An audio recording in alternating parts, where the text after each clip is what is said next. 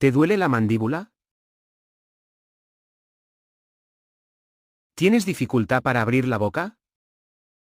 No te pierdas este ejercicio. Usa tus pulgares. Localiza los maseteros y descansa la cabeza sobre ellos. Puedes usar el resto de dedos para que el apoyo sea progresivo. Esta técnica se llama inhibición de los maseteros. Mantén esta posición hasta que sientas que los músculos se relajan. Entre 1 minuto y medio y 3 minutos será suficiente. Abre después la boca y siente la diferencia.